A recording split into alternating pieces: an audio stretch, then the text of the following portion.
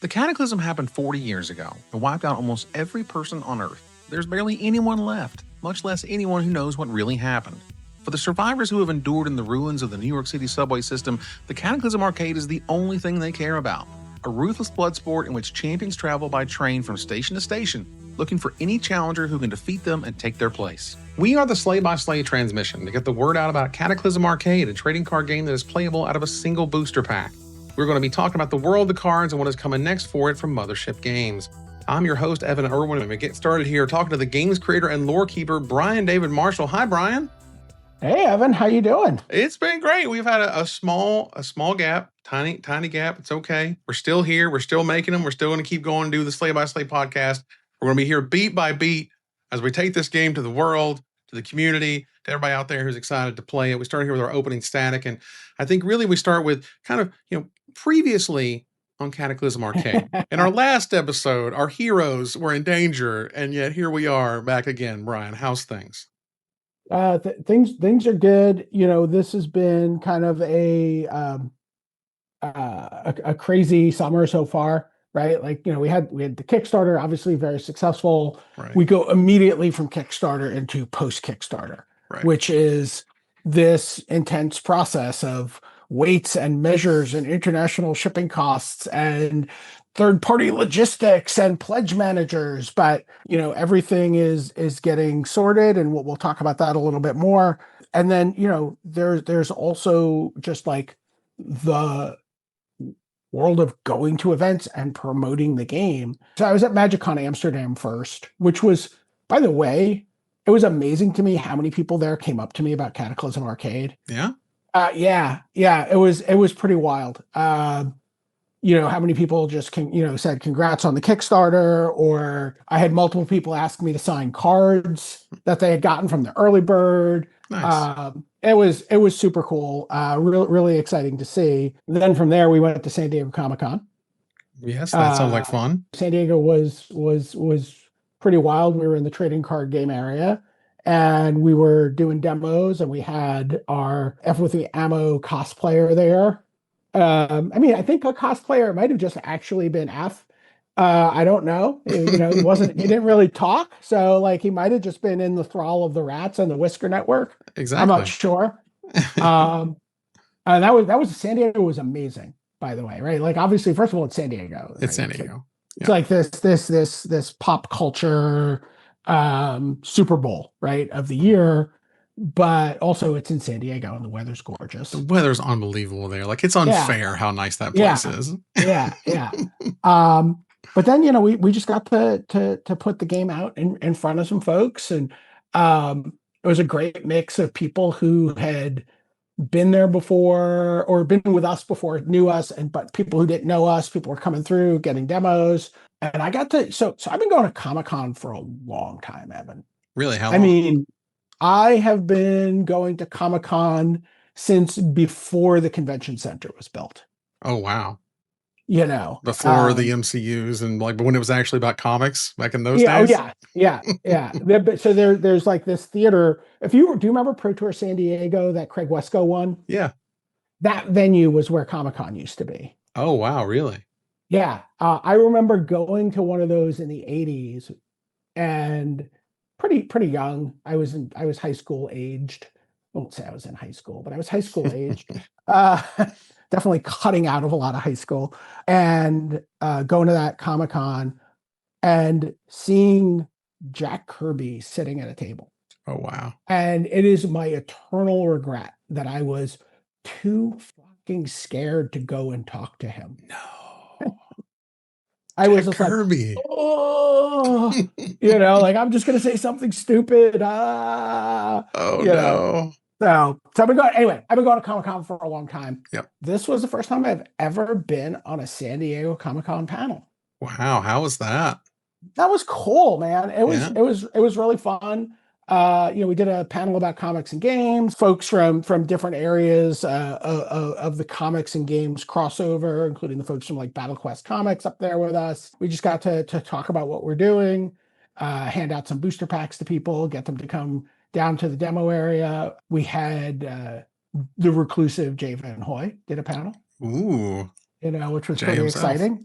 Yeah, Yeah. yeah, talking about just the crowdfunding projects. So Hmm. he and Adam, our head of marketing, were on that panel. That was really fun. And then I think if you may have seen the picture, but I got to much to the annoyance of the handlers at Comic-Con who want you to get out of the room. So the next, we had Ammo up on the panel with us, just Hmm. sitting at the end, just quietly with his rats.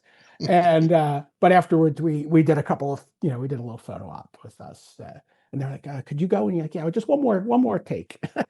Well, that's great. Now, for those who weren't able to make that panel, I do want to talk to Jay about stuff. I know we were talking about working on a AMA on the Discord for Jay, which we're calling the JMA. So, Oh, that's yeah. very good. Hey. How did I miss that? I'm very mad I'm super mad at myself right now. So go out join us for the JMA. It's going to be absolutely fantastic. Yeah. So unfortunately, I was not able to attend Gen Con, but I heard it was a great, great time. It was great. I am so happy, by the way, that you're here with me today, Evan, and that things are looking up. Things are looking great. Really appreciate you. Your absence was profoundly felt in Gen Con, but yeah, it was a wild show. Gonna do a special shout out here to Drew Delasco. Mm. Folks have met Drew like on Thursday.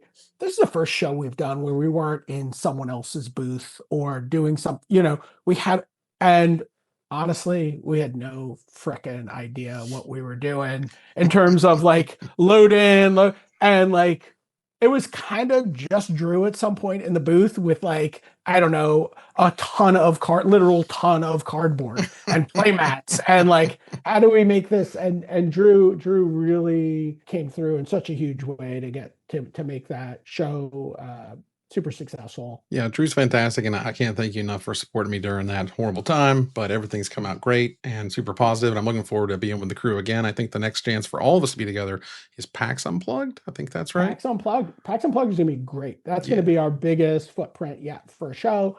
We should have Founders Edition booster packs and OP kits and cool Ooh. stuff in hand for that event. We're gonna have multiple artists there with us. We're gonna be running events. But for Gen Con, Mhm. we had a 10 by 20 booth. We had a big 20-foot backdrop. Looked really cool. We had Ammo with us again. Nice. We had 16 demo tables and seats Right. in that space. And it was people waiting to get into those tables from whatever time the doors opened for business to, guys, you have to leave. They're going to charge us a lot of money if we don't have all the carpet pulled up out of the booth in 15 minutes. Please play out on the, Yeah. it was wild. And people from the Discord who showed up, Nate, Blur Delicious. I mean, it was so awesome to hang out with you. I'm sure I'm not even remembering everybody who came by, but it was kind of a whirlwind. As But Gen Con often is, just kind but of it but starts happening and then just keeps happening and then it's like over and you're like, what just happened? but it was really quite fantastic. Got to teach a lot of new people the game, got to interact with people who were already pretty enthusiastic about the game, and get that reaction that I love where people like explain to me like, holy cow, this game's playable out of a booster pack. And I'm like, yes. Isn't that great? Where they're like, no, no, you Yeah. don't understand. And we're like, kind of, I think we understand. I think we Yeah. got this. That's great. That didn't happen by accident. Yeah. Yeah. So yeah, kind of thing. There's a few like I think things coming up between now and PAX Unplugged. There's going to be a cool stuff in Orlando. We're going to be at Dragon Con. Dragon Con's going to be a fun one, I'm sure. Dragon Con's going to be a blast. We're going to be. I'll just talk about it. I don't care. Drew's not here to yell at me. We're going to be doing some league play at Dragon Con. Okay. And so there'll be like a card that you get, and the more things that you do, most of which will be playing the game and winning and doing stuff. You'll have this opportunity to win some additional booster packs and to win a playmat Excellent. at the end of it. But what we're doing is we're actually going to turn Cataclysm Arcade into a little roguelike for the event. And so if you get a demo or if you already know how to play, we'll just give you your pack. And when you sign up for the league, Hmm. and at the end of every game, the people who did not win will have an opportunity to pick from some cards to add to their pack. Okay. And then the person who did win will have an opportunity to pick from some slightly cooler cards to add to their pack. And so every time you play, you get to add another card and sort of so that experience of like, if you've ever played Slay the Spire or Monster Train or Right. any of those types of games where you're going around and so you're wandering around from game to game trying to find people to play with you, get stickers on your card, win some cool stuff, but also, the more you win, the more chances you have to add some rares or other cool cards to your deck. And really curious to see where those end up at the end of the weekend because it's a long weekend at Dragon Con too. Yeah, Dragon Con kind of happens there for a bit. Now, obviously we'll have full details soon, but those are just Yeah. kind of the sprinklings of what we're working on and planning Oh on. It yeah, should be lots yeah, of fun there. yeah, yeah. And then cool stuff for Orlando's coming up. As long as I think I'm going to be at the Cleveland Gaming Classic in September. Okay. We have an amazing group of folks who formed one of the Cataclysm Arcade Facebook groups. Hmm. And there's a group out of Cleveland, and they've been very vocal and very active about the game, and they've been very active in reaching out to the Cleveland Gaming Classic organization about like, hey, we'd like to have Cataclysm Arcade there. And I am here to say that squeaky wheels get greased. You If you know? make the noise, we will Yeah, hear it and we will pay yeah, attention. yeah. So yeah, I'm just really the last hurdle to me being there is talking to my wife about it. So, and she doesn't listen to the podcast, so I can say that right now. So, So we're on the deal right now. No yeah, one yeah, tell yeah. I just Brian's wife. just He gotta has to work it explain it out. himself. Yeah. It's fine. Well, that's awesome and fantastic. And so, that was sort of previously on, but this season on Cataclysm Yeah, Arcade, we're just all about all the things post Kickstarter. I think people don't yeah, always recognize that, like, obviously, yes, it was a build to a crescendo. It was a build to we're funded, we're gonna be a company now, we're gonna make the game, it's gonna be awesome. But now we got to do the thing. Like, now we got to yeah. do the stuff. And how does that And sort of impact day to day? sure. And I think one of the things that was fairly unique within our campaign, again, none of us had ever done anything like this before, Right. right? And we were, I don't even want to say mistakes for me, but like, we listened to what people wanted Mhm. as best we could as we went through the campaign. We made adjustments, we added things, we changed things around, we gave people more options Mhm. to choose from. And so what that's created is we have to put together this pretty sophisticated pledge manager package, right, which lets you choose your playmats and opt in to your early bird status and do all this other stuff. And I know some people have asked about pledge manager on Discord and in email and other places. That is coming. We're finalizing all of that. I don't want to give a date just because I don't. We need everything to be correct. Right. What I can say is that it will not affect the delivery of the game, right? The game is going to be, printed and ready to be fulfilled on a date. And Right. that date is immovable, right? And that date is going to get product into people's hands before the end of the year. That is still, very much our plan. We have all of our third-party logistics fulfillment stuff lined up so really right now, the next step is just keep an eye out and we'll announce it everywhere when we're Right. sending the pledge manager out, but that's going to be the next thing you see a pledge manager. It'll give you the opportunity to make sure you're getting all the things you want, right? And we're really excited to hear from you all and to get this product into your hands. But then, along the way, Evan, we are also just dealing with printers Mhm. and dealing with paper stock and dealing with foil treatments. Yeah. And I gotta say, the look, there's a nasty rumor out there that I just started a game company so that I could get test print foils of my game. That's what we're And here that to is do. I mean, it was the and that whole is thing. that is mostly untrue. But a sliver of Uh, it happens to be your ability to get test prints of sweet foils for your game. it's just the coolest thing, right? Like it getting those in, right? Like it's like, oh crap. We made, the demo packs were super cool, right? The early bird packs are awesome. Right. Although I still do not have an early bird pack. I just want to say, hopefully soon I'll get an early bird pack. One day. We just wanted to make sure that we had enough for everybody. If there were any customer service issues, anything else, at some point they'll come back to us. Sure. So, we have test foils. Like I love that sort of Christmas morning feeling of just like it's Yeah, here, it's here, it's here. And like what? Let me you see it. Let me know, see it. Oh my goodness. so these are just like the regular kind of foil bosses. Mm-hmm.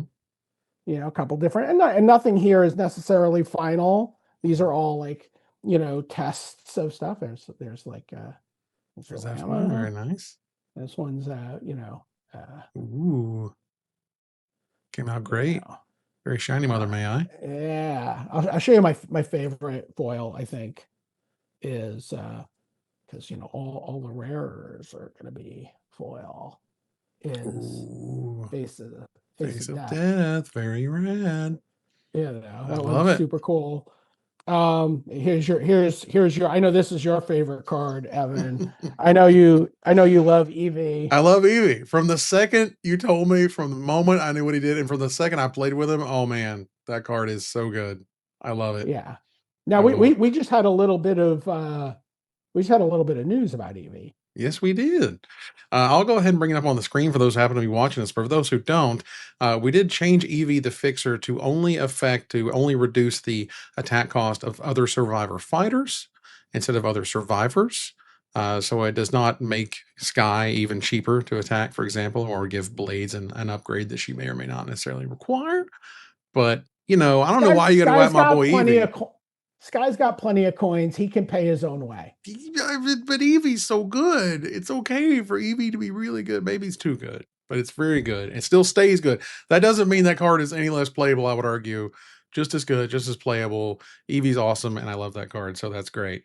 And so, the ability to just get those magical foils first thing in the morning, when the shipments arrive, and you're like, oh, Yeah, I got one that this was like the first foil we ever talked about in the campaign. This is ooh, Echo Fade. very nice. Andre Garcia art, some pretty like cool foiling on all the Charlotte webbing here. Andre And Garcia really like buying into his sort of comic book esque style has been amazing. Like that guy is yeah, so good, and just to see him kind of pivot into a different style that he just like fits like a glove in, I'm really excited about it. I didn't know that was Andre when I first saw it. Like I was like, yeah. wow, incredible work. It's been so much fun working with him. I met him, I was in Florida. We met up. We were talking about doing some art, and I had seen him kind of as a painter, right? Like Right. like that's mostly what I had seen him do is really like fantasy art. And I love fantasy art, right? But like I'm like, oh, how do you think you'll fit in? Obviously, you're very talented, but like you always worry, is there going to be a fit? Or are you gonna be able? And he's like, oh man, that's so cool. I used to want to be a comic book artist, right? And it was like, oh, really? Yeah. And so then we just started talking about it. And he's like, oh, I'd love to play around with that a little bit. And then, we just got, stuff like, this out of him, Cool. Very nice. There's a give the like, signal. Yeah. yeah, give the signal or, oh, yeah, roll call. Ooh, yeah. Roll call's a good I've one. seen, yeah, Yeah. Very nice. you know, It's all shiny. but, Very cool. yeah, yeah.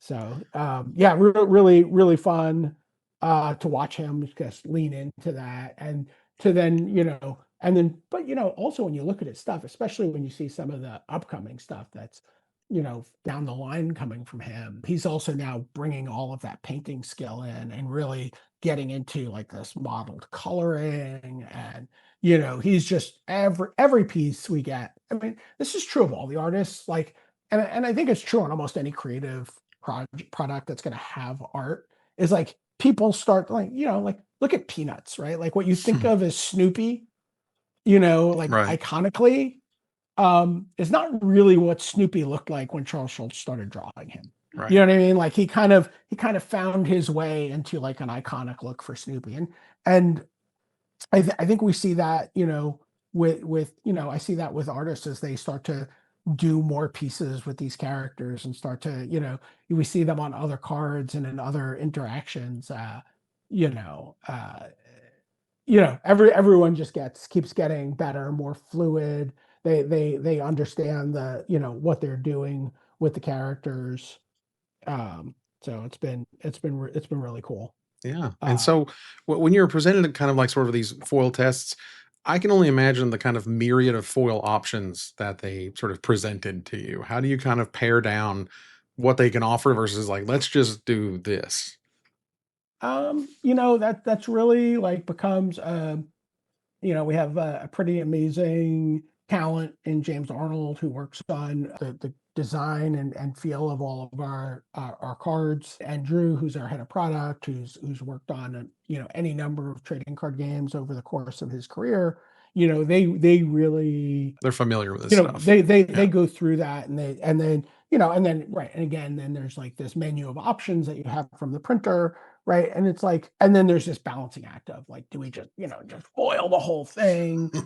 What do you let come up in foil? So a couple of the cards that I've really loved seeing in foil, and I hope this comes across on the screen. I don't know, because when I look at my screen, it's this big. Is we got tests of the blood and steel foils. Oh yeah, there's little bits catching the light. Oh yeah, like the Yeah, teeth so we there just and the yeah, claws. so it's like really easy to just like foil up the whole card, Right. but there's something about like really having it be enhancing the card, telling the story of the card. That Um, less is more, using the yeah, restraint to kind of tell the story or tell what the card's trying to do essentially. yeah, yeah. Here's another one, by the way.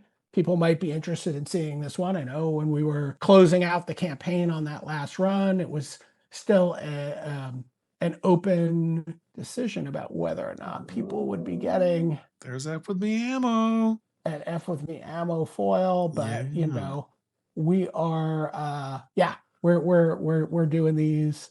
Blood and steel Um, foil right there. yeah, that's going to be something that everyone who backed us at I forget what tier or higher, but not one of the crazy tiers, is going to be getting that. Yeah, Heck yeah. yeah, really really excited. I got so many foils here. I got Ciro You just Nieli have so many historical foils. foils. I got, yeah. It's super cool. I have the And even though the alt art foils, you were showing me Sanyang earlier, which is one of my favorite oh yeah, cards. And oh, sweet. I've got the Scott Collins artist edition foils. Oh, that's so Uh, cool. oh yeah, let me show. I have an alt art Sun Young over here somewhere. Heck yeah.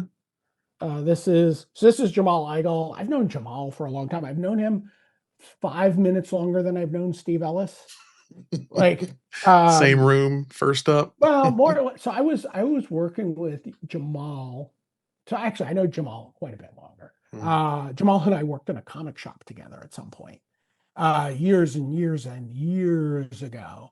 Um, and he was an aspiring comic artist. He was always super talented. And then I was working on a comic called She, the Way of the Warrior. I brought Jamal in to work with us, doing some artwork for it. And when he came in, he had this artist that he had collaborated with in his portfolio of like work when we were talking. And I was like, "Who's this guy?" And it was Steve Ellis, and Nice. that's how I met Steve. But so Jamal, I'm really excited that he came in and he did a bunch of variant art for us, and this is his take on San Young. Yeah. That And looks amazing. this is the foil for it. Yeah. The So this graffiti's card's all really, shiny. yeah, this card is really good too. The card is fantastic. Yeah. What's been really cool about Jamal's stuff is that he is very much, lifelong New York guy. So here's his variant for Peace Book. And Ooh. like the graffiti here is like super on point. Mhm. If you're a New Yorker, you know, it's yeah, he's been great, and we got a lot more work coming up from him in the future. Oh goodness. So So there was this thing that was going around. I believe it was on the Discord, and people were talking about their golden pack. I don't know if you've heard this yet, but it's you just basically sort of construct what would be the perfect, sure. your magical pack or whatever. And I picked Sky. I put him in this gold sleeve so I could have him in case someone has one. You can buy on Thursday nights and or Tuesday nights. I'm on Gerudo. Come check it out. And it turns out for my mythic rare, there's Sanyang right there. Oh That was my yeah. rare I want for my Sky deck for my super cool golden pack. Now is your perfect pack mono survivor? It is. Yeah. Yep. With Okay. like, Astuda and it's got Bobby in there and Peace Book's in there, which is fun. Turner strap hanger rather. Bobby brushbacks, fantastic 2-drop. So yeah, that was my perfect pack. Not to say it always had to be mono faction, but I thought mine Right. was No, that geared. right there's a path to a perfect pack that is not leaning into any factional synergy, right? That's Right. just leaning into like best, most powerful card at each drop, right? Yeah. I was actually And one of the things I was talking to last night on Gerudo, where I was talking to people about it, was when I played Mother May I out of a pack.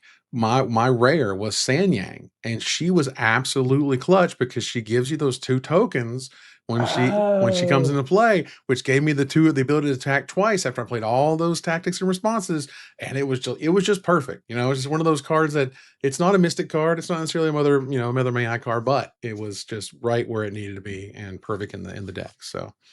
Not all cards are necessarily, obvious in terms of their synergies, but Sanyang was great in that deck.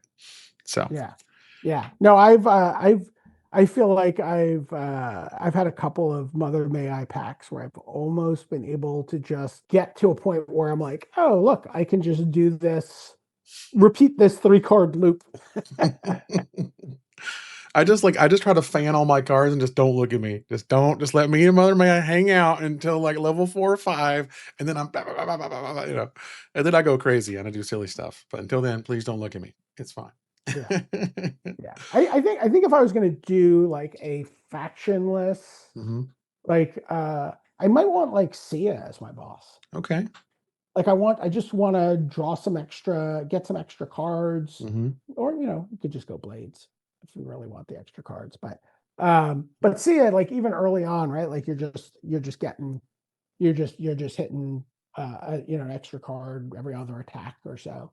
Right. Building advantages. Yeah, that's Yeah, excellent. yeah. So Yep. Very, very cool. So, that said, that was currently this season on Cataclysm Arcade, sort of where we're at. And again, we're working hard on the pledge manager and stuff. Obviously, we're approving things, we're getting stuff ready to go for not only the Kickstarter backers, but also we prepare for a lot of retail things for next year and whatnot. That's gonna be very exciting. Was there anything else you wanted to mention, Brian, in this segment? no, I would I apologize that I've not been very present on Discord. I've been I the reality is to be productive, sometimes I need to like Shut shut off. Discord off Right. Put the because blinders on. the easiest thing for part of my job is to sit in Discord all day and just bullshit with people. I Right. love it. And just answer, not even bullshit, right? Like Yeah, answer yeah. questions, just engage, talk about stuff, talk about cards, talk about lore. Um, but now that things are a little bit we're back from the conventions, we're back on a regular cadence. I'm going to be looking for a like basically an office hours on Discord where I'm always going to be around in there and doing stuff. The other thing, and again, I don't we haven't made an announcement about this or anything, but we are and we've talked about it. It's not like this is some big secret, but we are going to be moving forward with a comic. Ooh, We world we premiere right just here.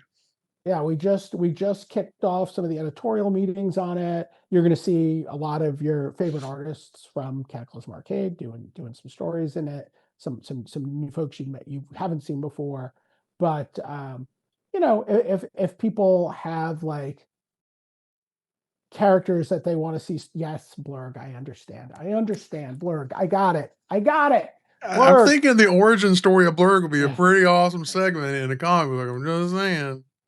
But yeah, and so it is gonna be an anthology, which is something that was informed by people on Discord talking about it. We asked people what would they prefer.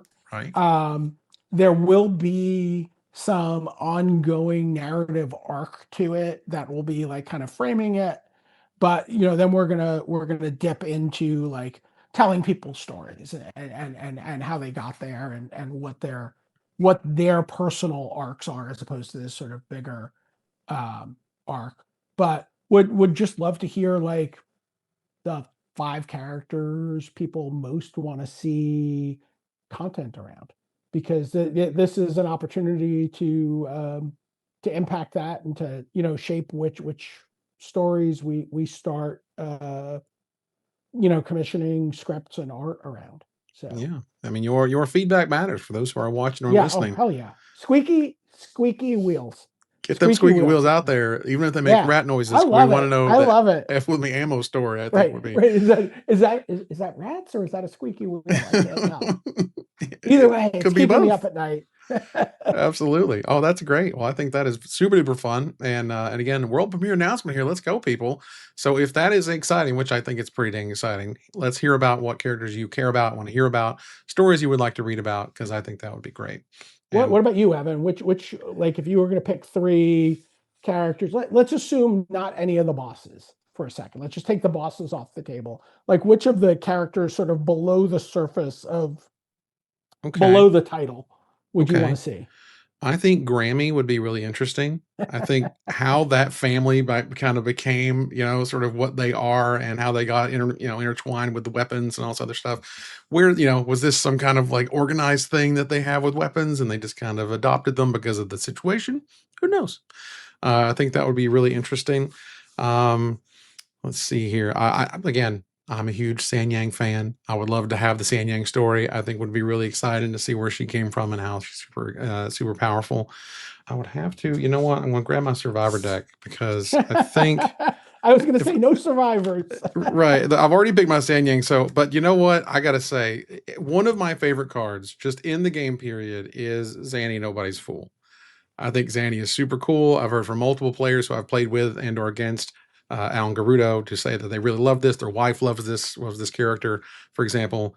Just last night they were telling me, and I think Zanny is really cool and just is really unique in what they do. By the way, Evan, Oh my god, that's so cool! you got a Nelson Daniel variant art of Zanny with a like test like print. the nose is shiny. I just love Yeah, it. So yeah, good.